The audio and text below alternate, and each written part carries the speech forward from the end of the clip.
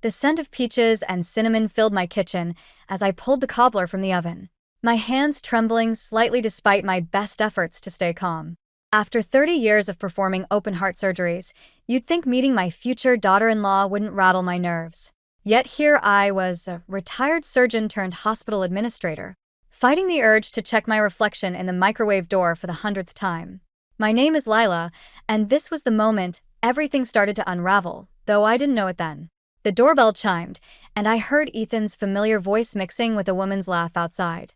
I smoothed down my apron and took a deep breath. This was just dinner, I told myself.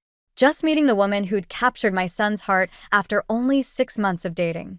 I opened the door to find Ethan beaming, his arm around a striking woman with perfectly styled blonde hair and a designer dress that probably cost more than my monthly rent. "Mom, this is Marissa," he said, practically glowing with pride. Marissa's smile was dazzling, practiced. "Dr. Foster, it's wonderful to finally meet you." Her eyes darted past me, scanning my modest rental home. Something flickered across her face, disappointment maybe, before her smile reset. "Please call me Lila," I said, ushering them inside. "I hope you like peach cobbler. It's an old family recipe." "Oh, how quaint," Marissa said, her tone making the words sound like anything but a compliment. "I usually avoid sugar, but I'm sure I can make an exception." As I led them to the living room, I caught Marissa examining the family photos on my walls.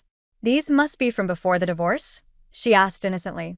"Ethan mentioned you used to have quite a lovely house in Beverly Hills."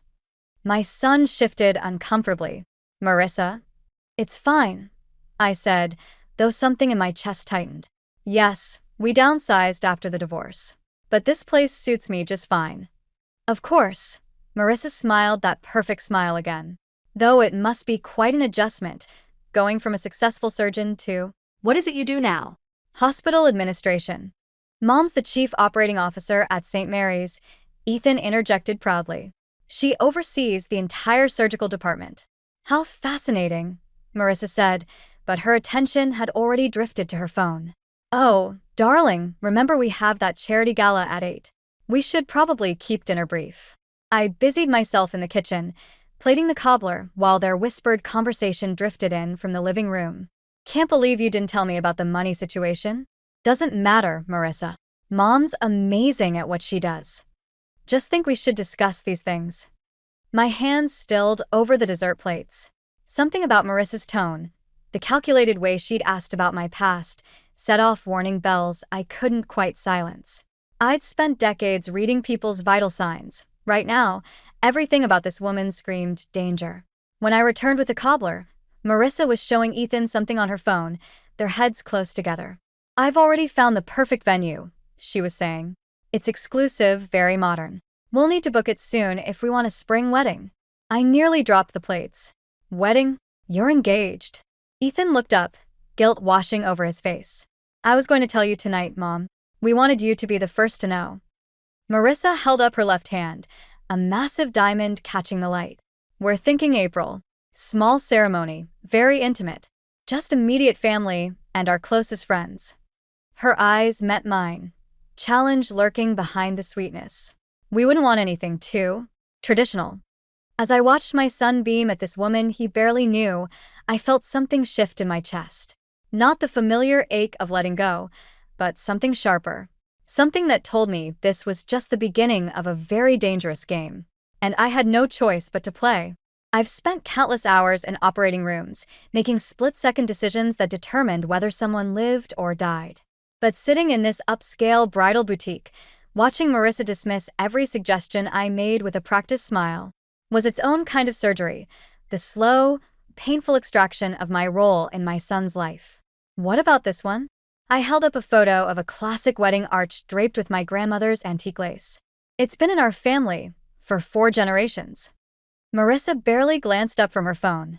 "Oh, we're going for more of a modern aesthetic. Clean lines, minimalist design. Nothing." She paused, that smile flickering across her face. Dated. Ethan sat beside her, scrolling through venue options on his tablet. "The lace is beautiful, Mom, but Marissa's right. The Crystal Palace has this amazing geometric arch that would match their whole design concept." "The Crystal Palace?" I tried to keep my voice neutral. Isn't that the new venue that costs? Money isn't an issue. Marissa cut in smoothly. Daddy's handling everything. She turned to the wedding planner, a rail-thin woman named Victoria who looked like she subsisted entirely on espresso and judgment. Show her the tablescape concept. Victoria produced a tablet displaying stark white tables with chrome and glass centerpieces. No flowers, no warmth, no trace of the joyful family celebrations I'd always imagined for my son's wedding. We're limiting the guest list to 200, Marissa continued. Very exclusive. Just immediate family and our closest circle. 200 is immediate family? I couldn't help asking. Well, we have to invite Daddy's business associates and my sorority sisters and… What about the Hendersons? I asked. They've been like second parents to Ethan since he was 5. Marissa's perfectly manicured nails tapped against her phone screen. The guest list is actually pretty much finalized. We had to make some hard decisions to keep it curated. I watched my son's face, searching for any sign that this bothered him. But he just smiled that same besotted smile, completely under her spell. Now, about the mother-son dance, Victoria interjected, consulting her clipboard. We're thinking of skipping the traditional. Skipping it? My voice cracked slightly. I'd been practicing that dance with Ethan since he was tall enough to stand on my feet. The timeline is very tight, Marissa explained. And we want to maximize dancing time for all the guests. Besides, she added with a laugh that felt like ice water down my spine, we wouldn't want to risk any unpredictable moments. The implication hung in the air like smoke. My divorce, my downsizing, my supposed fall from grace, all carefully cataloged weaknesses she could exploit. Mom, Ethan finally looked up, concern creasing his forehead. You okay? I forced a smile, years of maintaining composure in crisis situations coming in handy. Of course, sweetheart. Whatever makes your day special. Marissa's phone buzzed. Oh. The florist is ready for us at the Crystal Palace. Victoria, can you handle the rest of the details with Dr. Foster? Ethan and I should really get going. Actually, Victoria said, not meeting my eyes, we've got everything covered. No need to trouble Dr. Foster further. I watched them gather their things, Marissa efficiently herding my son toward the door. Just before they left, she turned back. Oh, and Dr. Foster? About the rehearsal dinner. We've decided to have it at Le Cirque. Black tie, of course. I hope that won't be an issue. The door chimed as they exited, leaving me alone with Victoria, who was already packing up her tablets and samples. I sat there, my hands clenched in my lap, remembering how it felt to hold a scalpel, to have that precise control over life and death. But this wasn't the operating room. This was psychological warfare, and Marissa was winning. For now. As I drove home, my phone lit up with a text from Ethan. Thanks for understanding about the dance, Mom. Marissa just wants everything to be perfect. Perfect. The word echoed in my mind like a warning bell. I'd seen enough perfect facades crack under pressure to know what usually lurked beneath them. And I was starting to think it was time to apply some pressure of my own. The Crystal Palace's marble floors echoed with my footsteps as I searched for the restroom during the venue walkthrough. That's when I heard them. Marissa's voice floating from behind a partially closed door, followed by another woman's whispered response. I shouldn't have stopped. Shouldn't have listened. But 30 years of medical practice taught me to trust my instincts, and something in their tone made me freeze. You can't keep avoiding this conversation forever, Marissa. The voice was sharp, concerned. What happens when he finds out? He won't find out, Tessa. That's the point. Marissa's laugh had none of its usual polish. By the time the wedding's over, it won't matter anyway. You mean by the time you have access to his trust fund? My hand gripped the wall, steadying myself as Marissa continued. Do you know what it's like being one bad quarter away from losing everything? Daddy's company is hemorrhaging money. Once this wedding happens, Ethan's family money becomes our safety net. But you don't love him. It wasn't a question. Love doesn't pay bills, Tess. Besides, he's nice. Safe. The kind of guy who'll never question why his wife needs another credit card. And his mother? The doctor? A scoff. Please. She's living in a rental after her divorce. She's hardly the society powerhouse she used to be. A few more subtle hints about her situation, and Ethan will distance himself naturally. Men always choose their wives over their mothers. My chest tightened, the familiar pressure of an impending storm. I'd felt it before surgeries gone wrong, before my ex-husband's confession of infidelity, before every major catastrophe in my life. What about the prenup his family's lawyer mentioned? Already handled. I convinced Ethan it would hurt my feelings, make it seem like he doesn't trust me. He's talking to the lawyer tomorrow about dropping it. The sound of heels clicking on marble sent me ducking behind a massive floral arrangement. Marissa and a redhead, Tessa, emerged, adjusting their designer dresses. "Just promise me you know what you're doing," Tessa said, touching Marissa's arm. "Playing with people's hearts. It has a way of backfiring." "Trust me," Marissa smiled, all teeth and determination. "In 6 months, I'll be Mrs. Ethan Foster, with access to generations of old money. His mother will be a distant memory, and everyone wins. Except Ethan. He gets a trophy wife who knows how to navigate his social circle. Better than some public school teacher who shops at Target." They disappeared around the corner, their laughter fading like smoke. I stood there, surrounded by overpriced flowers and crystalline chandeliers, feeling the weight of every decision that had led to this moment. My phone buzzed, a text from Ethan. "Where are you, Mom? Marissa wants to show you the ballroom setup." I stared at his message, remembering the little boy who used to crawl into my bed during thunderstorms, who trusted me to keep him safe from everything scary in the world. Now here I was, holding the lightning that could destroy his happiness. But was it really happiness? Or just another surgery gone wrong that I needed to fix? Making my way to the ballroom, I pulled up my browser and typed, "Marissa Caldwell background check." Then, after a moment's hesitation, "Charles Caldwell Company financial troubles." "Sorry, got turned around," I announced, pushing through the ornate doors. "This place is quite something." Marissa beamed, her arm linked through Ethan's. "Isn't it perfect? Just like a fairy tale." I smiled back, channeling every poker face I'd ever worn in the operating room. Yes, quite the story we're creating here. Because that's what it was, a story. And like any good surgeon, I knew sometimes you had to break things to heal them properly. I just hoped my son would forgive me for the fractures to come. The background check result sat heavy in my laptop, like a tumor I'd just discovered on a scan. 3 failed businesses. 2 bankruptcies. A string of wealthy fiancés who mysteriously backed out of engagements. The Caldwell family fortune was a house of cards, and Marissa was desperately searching for a safety net. My son was that net. I closed the laptop as the hospital cafeteria chair across from me scraped against the floor. Hank dropped into it, sliding a coffee my way. After 30 years of friendship and countless surgeries together, he could read my face like a medical chart. "You look like you did before the Jensen transplant," he said, stirring his coffee. "The one where we found the hidden clot."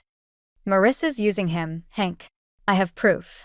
He leaned back, his surgical precision evident even in the way he chose his words. "And you're sure this isn't about feeling replaced?" I heard her admit it. "She's after his trust fund. Her father's company is failing, and she—" My voice caught as a group of residents walked past. "She doesn't love him." "Have you told him?" The coffee burned my throat. "How can I? You know Ethan. He'd never believe she could be so calculating. He'd think I was trying to sabotage his happiness because I'm lonely or bitter about my divorce." "Are you, Hank?" He held up his hands. "Just playing devil's advocate, like we used to do before difficult procedures, remember? Consider all angles before making the first cut." My phone buzzed, another text from Ethan. "Hey Mom, Marissa suggested we move the rehearsal dinner to the yacht club. Hope that works for you." The yacht club, where membership cost more than my annual salary. Where I'd once been a member, before the divorce stripped away the veneer of wealth that Marissa so desperately craved. "She's isolating him," I said, showing Hank the text. "Every event, every decision, it's all designed to emphasize the gap between his world and mine. Between who I used to be and who I am now." "And who are you now, Lila?" The question hit like a defibrillator shock. "I'm his mother. I'm supposed to protect him." From what? Making his own mistakes. From being used. Several heads turned our way, and I lowered my voice. "You didn't hear her, Hank. The way she talked about him, like he was just a convenient ATM with a pulse." Hank's expression softened. "Remember Tommy Chin? The patient who refused to believe his heart was failing until he collapsed in his daughter's wedding. What's your point? Sometimes people have to hit rock bottom before they'll see the truth, even when that truth is killing them. My pager buzzed. A board meeting in 10 minutes. As I gathered my things, Hank caught my arm. Whatever you're planning, be careful. Sometimes trying to prevent a crash causes one instead. I thought about his words all through the meeting, barely registering the budget discussions and staffing reports. My phone lit up with another message, this time from an unknown number. Dr. Foster? This is Tessa Green. We need to talk about Marissa. Can we meet? My heart raced. Marissa's friend from the Crystal Palace, the one who'd questioned her motives. This could be the evidence I needed, the smoking gun that would open Ethan's eyes. Or it could be a trap. I stared at the message until the screen went dark, reflecting my tired face. In surgery, there was always a clear protocol, a right way to proceed. But this was like operating blindfolded, never knowing if the next cut would save the patient or sever an artery. Dr. Foster? My assistant poked her head in. Your son's here to see you. I quickly closed the message. Send him in. Ethan appeared, beaming. Mom, great news. Marissa's father is insisting on paying for your yacht club membership as a wedding gift. Isn't that amazing? I forced a smile, feeling the weight of everything I knew pressing against my chest like a time bomb. Amazing, I echoed, watching my son's happy face and wondering how much damage the truth would do. My fingers hovered over my phone, over Tessa's message, as I made the hardest decision of my life. Sometimes, to save a heart, you have to break it first. I shouldn't have come to Ethan's birthday party. The invitation never arrived, probably lost in the mail, Marissa had said sweetly when I called to ask about it. But mothers don't need invitations to their children's birthdays. At least, they didn't used to. The Caldwell mansion loomed before me, every window blazing with light, music and laughter spilling onto the manicured lawn. I clutched the small wrapped package, a vintage watch that had belonged to Ethan's grandfather, and forced myself up the steps. A server opened the door, his expression shifting from professional welcome to uncertainty when I gave my name. I'm sorry, you're not on the list, but let me check with. Mom? Ethan appeared behind him, champagne in hand, his face a mix of surprise and something else. Embarrassment? What are you doing here? Happy birthday, sweetheart. I held out the package like a peace offering. I thought since we couldn't do our usual dinner. Right, yeah, of course. He glanced over his shoulder, then quickly ushered me inside. Marissa just organized this last-minute thing. The foyer opened into a sea of designer dresses and tailored suits. Young professionals with perfect hair and practiced laughs, all holding crystal flutes of champagne. No one I recognized. No one from our old life. Our real life. Dr. Foster. Marissa's voice cut through the crowd. She glided over, elegant in a black dress that probably cost more than my monthly rent. What a surprise. We thought you'd be too busy with hospital work to join us. I'd never miss my son's birthday. Of course not. Her smile didn't reach her eyes. Ethan, darling, your father's business partner wants to discuss the trust fund arrangements. Mom, will you be okay for a minute? Ethan asked, already being pulled away. I nodded, watching him disappear into the crowd. A server offered me champagne, and I took it, needing something to do with my hands. I can't believe she showed up. The whispered voice came from behind a massive floral arrangement. I recognized it as Tessa's. Sure, not so loud, Marissa replied. This is actually perfect. When she sees how well Ethan fits into our world, maybe she'll finally get the hint and back off. You really think she'll just disappear? She won't have a choice. Once we're married, all those cute little family traditions will have to go. No more Sunday dinners, no more holiday cooking sessions. Ethan needs to focus on networking, not playing house with mommy. And the trust fund discussion? Already handled. The papers are being drawn up to add me as a co-trustee. Just in case anything happens to Ethan, you know? My champagne glass trembled. I set it down before it could shatter. Dr. Foster? A young woman touched my arm, dark-haired, wearing a simple blue dress that stood out among the designer labels. I'm Zoe. I work with Ethan at the foundation. He talks about you all the time. Does he? My voice sounded distant to my own ears. Are you okay? You look pale. I just need some air. I pushed through the crowd toward the terrace, but Marissa's voice followed me. Oh, good. She's leaving. Honestly, it's embarrassing. She doesn't even try to fit in anymore. The night air hit my face like a slap. I gripped the stone balustrade, trying to steady myself. Behind me, the party continued.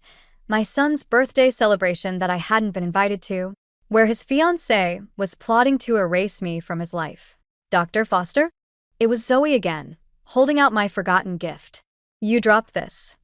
I stared at the carefully wrapped package, remembering how Ethan's eyes used to light up at presents, how he'd save the paper, how he'd hug me so tight I could feel his heartbeat. Would you give this to him? I asked. Tell him I had an emergency at the hospital. Are you sure? He'd want you to stay. Would he? I looked back through the windows at my son, laughing with Marissa's friends, fitting perfectly into her world. I'm not so sure anymore. I drove home in silence, my surgeon's hand steady on the wheel even as my world spun out of control. I had a decision to make. Let Marissa win, watch my son disappear into her carefully constructed fantasy, or fight back, knowing I might lose him anyway. My phone lit up with Tessa's message again. We need to talk about Marissa. This time, I replied. When and where? The knock on my door came at exactly 9 a.m., precise as a scalpel cut. I'd been expecting it since my meeting with Tessa yesterday, where she'd revealed the full extent of Marissa's plans, the trust fund manipulation, the prenup sabotage, the carefully orchestrated isolation of my son. I opened the door to find Marissa, immaculate in a cream-colored suit, holding a leather briefcase that probably cost more than my car. Dr. Foster, she said, stepping past me without waiting for an invitation. We need to discuss the wedding. Or, more specifically, your role in it. My phone sat on the coffee table, its voice recorder already running. A trick I'd learned from years of medical liability concerns: always document the important conversations. Would you like some coffee? I asked, playing for time. Let's not pretend this is a social call. She opened her briefcase, removing a thick envelope. I have a proposition that will benefit everyone. Everyone meaning you? Her smile tightened. Inside this envelope is a cashier's check for $500,000. It's yours, in exchange for missing the wedding. Take a trip, visit friends, I don't care. Just be anywhere but there. The envelope landed on my coffee table with a soft thud. You're trying to buy me off? I'm trying to spare everyone the embarrassment of your situation. She gestured vaguely at my modest living room. Ethan's moving up in the world. He doesn't need constant reminders of where he came from. Where he came from? My voice shook. I raised him alone after his father left. I worked 80-hour weeks to put him through college. Yes, you are a wonderful mother. She waved dismissively. But it's time to let go. Let him evolve beyond Sunday dinners and hometown nostalgia. Into what? Your puppet? Her eyes hardened. Into someone worthy of his trust fund. Someone who understands that success requires cutting dead weight. Is that what I am? Dead weight. You're a liability. She leaned forward, dropping the polite facade. Do you think my friends want to socialize with someone who lives in a rental? Who works in administration after failing as a surgeon? I didn't fail. You lost everything in the divorce. Your house, your status, your place in society. And now you're trying to drag Ethan down with you. My hands clenched. You don't know anything about my son. I know he's too nice to tell you the truth. That your constant presence, your little family traditions, they're holding him back. This check. She tapped the envelope. Consider it severance pay. Get out. Think carefully, Dr. Foster. Fight me on this, and I'll make sure Ethan sees you for what you really are, a bitter, jealous woman who can't accept that her son has outgrown her. You're threatening me? I'm offering you a dignified exit. Take it, or I'll make sure every society page in town knows about your fall from grace. How you lost your surgical career after that patient died. That's a lie. Truth is irrelevant. Perception is everything. She stood, smoothing her perfect suit. You have 24 hours to decide. After that, the offer expires and I stop playing nice. She walked to the door, then paused. Oh, and that lovely girl from the party? Zoe? I've already arranged her transfer to another department. Can't have any sympathetic allies around. The door closed behind her with a soft click. I sat there, staring at the envelope, feeling the walls close in. Everything I'd gathered, the background checks, Tessa's revelations, the recorded conversations, suddenly felt meaningless against Marissa's ruthless determination. My phone buzzed. A text from Ethan. Mom, Marissa told me about your conversation. Why are you making this so difficult? Maybe some distance would be good for everyone. The words blurred as tears filled my eyes. She'd beaten me to him, twisted the narrative before I could even fight back. Just like she'd planned. I picked up the envelope, feeling its weight, the price tag for my son's future. Inside was enough money to start over somewhere else, to avoid watching Marissa systematically erase me from Ethan's life. My phone buzzed again. This time from Zoe. Dr. Foster, I'm being transferred next week. But before I go, there's something you need to know about Marissa's past. Something not in any background check. I stared at the message, then at the envelope, then at the still-running voice recorder that had captured every word of Marissa's threats. Sometimes, the only way to save a patient is to let them flatline first. The rehearsal dinner at Le Cirque sparkled with crystal and pretense. I sat at my assigned table, far from Ethan, naturally, watching Marissa work the room like a conductor leading her orchestra of lies. My phone felt heavy in my clutch, loaded with everything. The recorded bribe, Tessa's revelations, and most importantly, what Zoe had discovered about Marissa's past. 2 previous engagements, 2 other trust funds, 2 families who'd narrowly escaped her web. Marissa clinked her glass, rising for yet another toast. I'd like to thank everyone for being here tonight, especially those who truly support our vision for the future. Her eyes found mine, a subtle warning in their depths. I touched my own glass, feeling the weight of the moment. Years of surgical training had taught me timing was everything. Actually, I stood, my voice carrying across the sudden silence. I'd like to make a toast too. Ethan's face registered surprise, then concern. Marissa's smile froze. To new beginnings, I said, pulling out my phone. And to truth. Mother, Ethan started, but I pressed play before anyone could stop me. Marissa's voice filled the room. $500,000. It's yours, in exchange for missing the wedding. The recording continued, each word dropping like a stone into still water. Her threats, her contempt, her calculated manipulation of my son, all laid bare before her carefully curated audience. Turn that off, Marissa commanded, but her voice shook. Why? Isn't this what you wanted? Everyone knowing the truth about our situation. Ethan stood, his face pale. Mom, what is this? Ask your fiancée about her other engagements, I said quietly. Ask her about the Hamilton family in Boston, or the Pierces in Chicago. Ask her why they called off their weddings just weeks before she could access their trust funds. You're lying, Marissa snapped, but her perfect facade was cracking. Zoe found them before you had her transferred. They're here tonight, actually. I gestured to a couple near the back, the surprise guests I'd arranged through Hank's connections. Would you like to hear their stories? The room erupted in whispers. Marissa's father stood, swaying slightly. Is this true? The company money, Daddy don't, is gone, I finished. Just like it was going to be after you gained control of Ethan's trust fund. Ethan, Marissa turned to my son, reaching for him. Baby, she's trying to manipulate you. She's jealous, bitter. Stop. Ethan's voice cut through the chaos.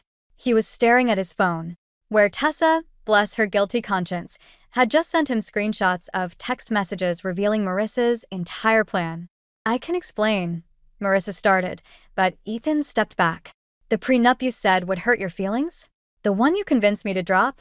Was that part of the plan too? The silence was deafening. You never loved me, did you? His voice cracked, and my heart broke for him. Marissa's composure finally shattered.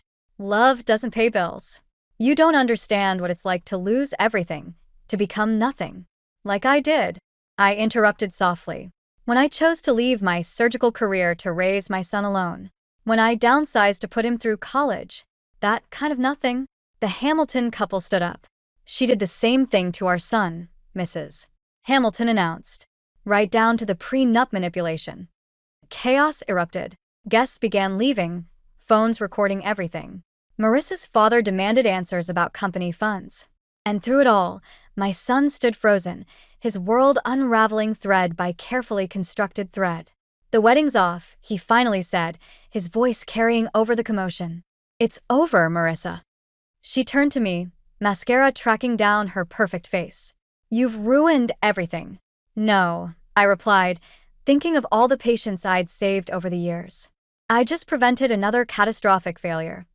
As security escorted a screaming Marissa out, I caught sight of Zoe quietly supporting Ethan near the exit. Their eyes met briefly, and in that moment, I saw something real, a genuine connection untainted by manipulation or greed. Sometimes healing requires cutting away the disease to save the heart. And my son's heart, though wounded, would heal stronger than before.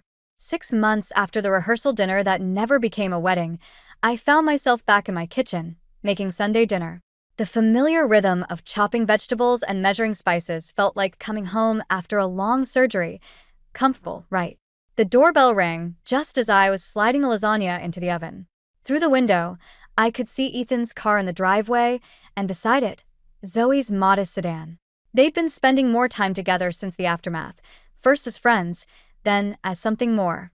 "Mom," Ethan called out, using his key for the first time since the Marissa debacle. "We brought wine. And, something else you should see." They entered the kitchen, Zoe carrying a bottle of my favorite red, Ethan holding what looked like a letter. My heart skipped. I recognized the expensive stationery. "Marissa sent this to my office," he said quietly. "Asked me to make sure you read it." I wiped my hands on my apron, taking the envelope. "Have you?" He shook his head. "It's addressed to you. Besides, I've had enough Marissa revelations for one lifetime." Zoe touched his arm gently, and the simple gesture contained more genuine affection than all of Marissa's calculated displays ever had. "We'll open the wine," she said, leading him to the living room. I unfolded the letter, noting the slight tremor in the usually perfect handwriting. "Dr. Foster. Daddy lost everything. The company, the house, our reputation. Turns out I learned my skills at manipulation from the master. He'd been running a Ponzi scheme for years.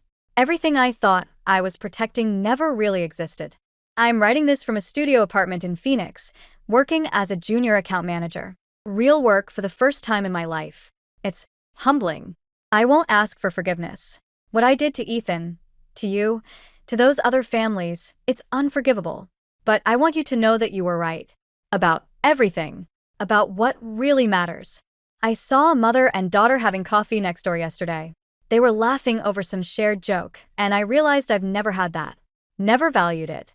I was so busy chasing status that I missed the real wealth right in front of me. Thank you for stopping me before I destroyed another life. Including my own. Marissa. P.S. I heard about Ethan and Zoe. She's what I pretended to be. He deserves that kind of real. I folded the letter, feeling an unexpected wave of, not forgiveness exactly, but understanding. How many times had I seen desperate people make terrible choices in my operating room?